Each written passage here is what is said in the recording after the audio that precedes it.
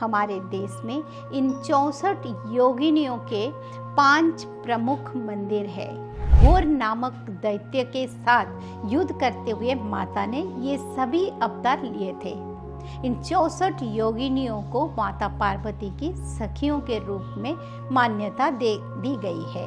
अंग्रेजों के द्वारा बनाया गया भारत का पुराना संसद भवन मितावली के गोलाकार योगिनी मंदिर से प्रभावित है। जय तुम देवी चामुंडे, जय भूतार्थिहारिणी, जय सर्वगते देवी कालरात्रि नमस्तुते। नमस्कार, उदय इंडिया डिजिटल में आपका स्वागत है।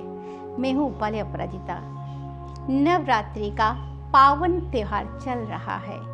इस अवसर पर मैं आज आपके लिए योगिनी रहस्य लेकर आई हूँ। ये योगिनियाँ माँ जगदम्बा की एक शक्ति का प्रतिनिधित्व करते हैं और इनके संख्या 64 मानी गई है। इनको पवित्र स्त्री शक्ति माना जाता है। प्राचीन काल में भारत के कई योगिनी मंदिर मौजूद थे, लेकिन कालांतर में ये नष्ट हो गए। लेकिन आज भी योगिनियों के इन प्राचीन मंदिर के अवशेष प्राप्त होते हैं, जिनमें प्राप्त योगिनी प्रतिमाएं 8 या 4 हाथों से युक्त होती है, जिनमें ये इच्छानुसार शस्त्र धारण करते हैं। आज हमारे देश में इन 64 योगिनियों के 5 प्रमुख मंदिर है, जिसमें से 2 उड़ीसा में तथा 3 मध्य प्रदेश में स्थित है। उड़ीसा में भुवनेश्वर के निकट हीरापुर तथा बोलनगिर के निकट रानीपुर में योगिनी मंदिर में है, जबकि मध्य प्रदेश में एक मंदिर मुरैना जिले के थाना रिठौरा कलां में ग्राम पंचायत मितावली में है, जिसे इंकतेश्वर महादेव मंदिर के नाम से भी जाना जाता है। दूसरा मंदिर खजुराहो में स्थित है।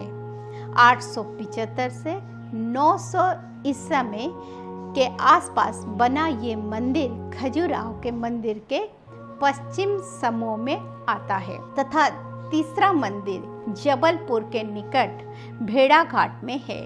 दरअसल ये 64 योगिनियां आदि शक्ति माँ काली का अवतार मानी जाती है।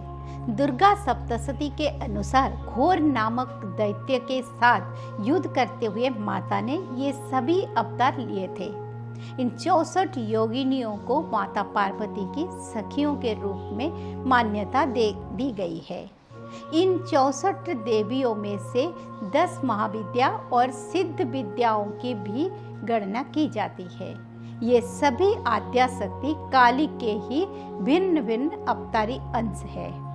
तंत्र परंपरा के अनुसार इन 64 योगिनियों का संबंध मुख्यतः काली कुल से है और ये सभी तंत्र तथा योग विद्या से घनिष्ठ संबंध रखते हैं। भारत में तंत्र परंपरा नष्ट होने जाने से योगिनियों के ये मंदिर लंबे वक्त से परित्यक्त है, जिसके कारण ये आम जनता के लिए आज भी रहस्य ही बनी हुई है।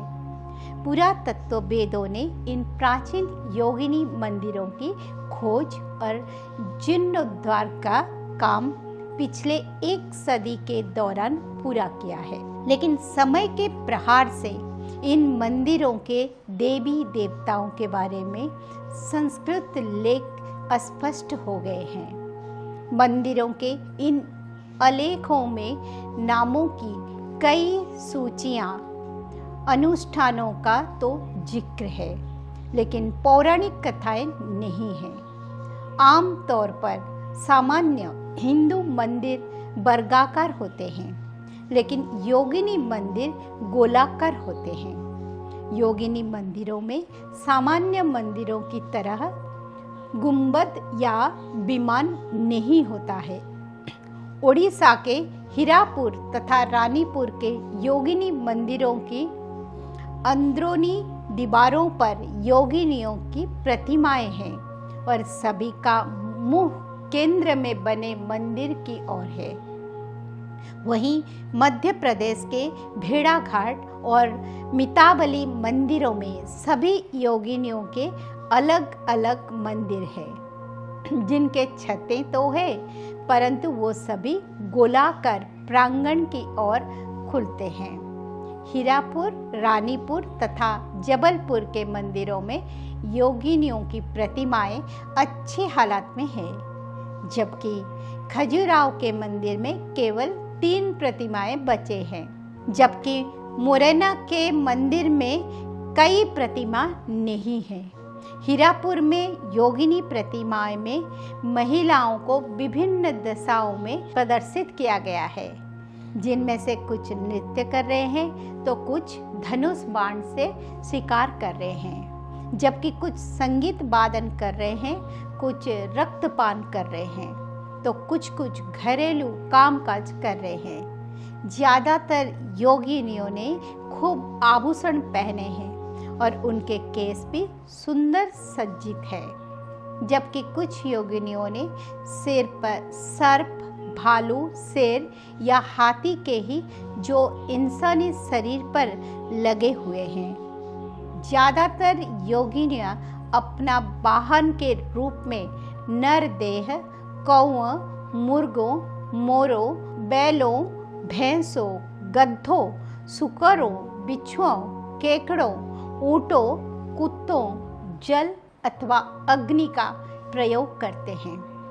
एक मान्यता के अनुसार ये 64 योगिनियाँ 64 कलाओं का प्रतिनिधित्व करते हैं। शास्त्रों से मिली जानकारी के अनुसार समस्त योगिनियाँ अलौकिक शक्तियों से संपन्न होते हैं तथा इंद्रजाल, जादू, वशीकरण, मारण, संभन इत्यादि कर्म इन्हीं की कृपा से होती है।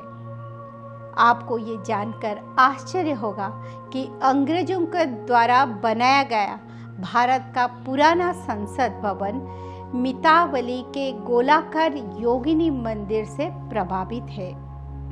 अंग्रेज वास्तुवेदों ने उसी मंदिर की तर्ज पर संसद भवन का निर्माण किया था। उदय इंडिया डिजिटल पर मैं अपने खास कार्यक्रम भारतीय चेतना में इसी प्रकार भारतीय संस्कृति के अनछुए पहलुओं को लेकर आती रहूँगी, जिसे देखने के लिए आप हमारा चैनल सब्सक्राइब करें और बेल आइकन दबाना ना भूलें। ओम नमः चंडिकाय।